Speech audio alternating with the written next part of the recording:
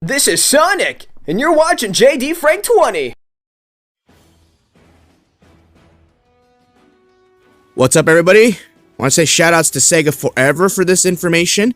Something extra special today. From the archived screenshots of Sonic X-treme prior to being cancelled for the SEGA Saturn. These are the original actual screenshots used for the promotion and magazine articles. No scans. Yes, these are upscaled visuals of the levels that were originally scrapped from Sonic X-treme, and they're a little bit higher polished than what you're normally used to seeing.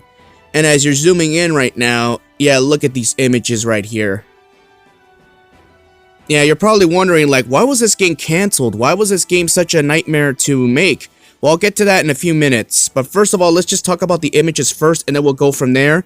And then I'll get to the conclusion of why it was canceled, and for good reason too. Now, when you look at the images, the polygons, they look okay, but let's be real. I mean, they look like ass to me. Let's be real.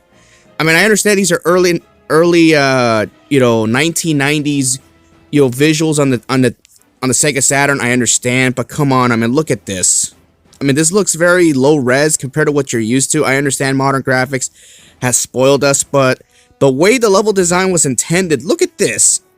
I mean, when you look at level design like this, does it make you want to play the game? Especially compared to a masterpiece like Mario 64, which came out just prior to this at the same time?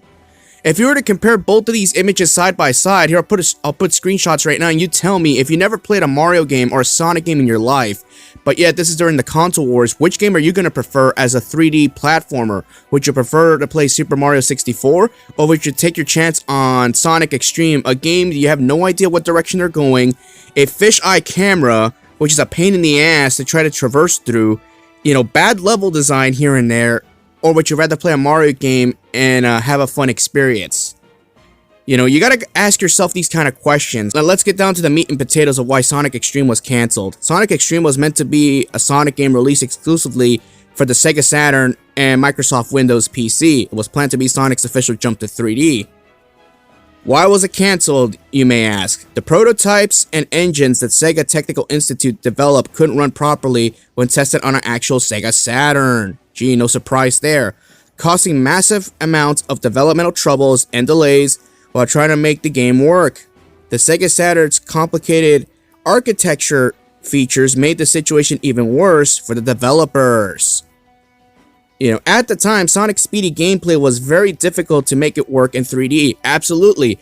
Like, when you look at these images right here, does it look like Sonic's gonna go really fast? I mean, especially in an area like that? It looks like the area is so compressed. It looks like, it's like you would think that Sonic would be claustrophobic, because it's not an area that's free and surrounding. It's not open world. It's not open zone. It's nothing like Sonic Adventure 1, where you had all that freedom to go wherever you wanted. It looks so compressed, especially for a Sega Saturn game, when you think about it. So there's no way that 3D model, with Sonic was going to go that fast. Maybe he was going to be, I'm assuming if you want to go fast, you would have to hold down the run button, similar to Sonic Lost World, to get a little bit of momentum. Other than that, I don't think he could go that fast naturally without spin dashing. That's the way I see it, or getting speed shoes. But here's the kicker right here. Yuji Naka refused to let them use the Nights into Dreams game engine as a starting point to make the game work. That is a scumbag move right there by Yuji Naka, who was in charge of this project, by the way. So y'all could blame the finger at him for why this project got cancelled, and why the SEGA Saturn pretty much had most of its issues plagued because of him. The fact that they already had an existing engine already working, and yet he refused to let the team use it as a building foundation, that is so fucked up right there. And they had to start from scratch. It's basically, oh, we got to do it this way, we got to do it that way, we can't use this existing engine we've had. Like, how scummy of a move is that when you think about it? Like, seriously. And we're talking about Yuji Naka right here. This was during the time where Yuji Naka was pulling these shady tactics, and this is what people do know. Imagine about the shit you don't know about the guy behind the scenes, of what he was pulling behind the scenes that isn't reported on an article or anything like that. Everybody knows that Yuji Naka's, has been pulled to pull shit like this during his time at Sega, at the position of power he had. So trust me, if you want to point the blame, there you go. And the excessive amount of work and stress caused the lead developers to become sick and were told that if they didn't quit the project immediately, they would have died in about 6 months. Yes, and of course, this wasn't the first time that certain amount of developers would face a feature like this. Years later, this would happen again, and I will make a topic about a video like this at another time. But yes, I hate the fact that, that Sega really wanted to get their precious 3D Sonic game out there, but the way it looked and everything, it just wasn't gonna happen. And it sucks that they put so much developmental time and cost and money into this, and the game was just canceled. They canned it, and at the end of the day, Sonic 3D Blast ended up being the game released for the Sega Saturn, alongside with the Genesis, obviously, trying to recoup some money here and there. And then, of course, you had to wait till Sonic Adventure 1 to get a real 3D game out of Sonic. If they were to release this buggy mess of a game, out in the public, it would have done terrible sales and people would have just been turned off by it. When you play a game with an isometric view or fish eye view, whatever the hell you want to call it, it's nauseous. Trust me on that. It's not fun or anything, and Sonic 3D Blast wasn't that much better either. You have to play the game with an isometric view.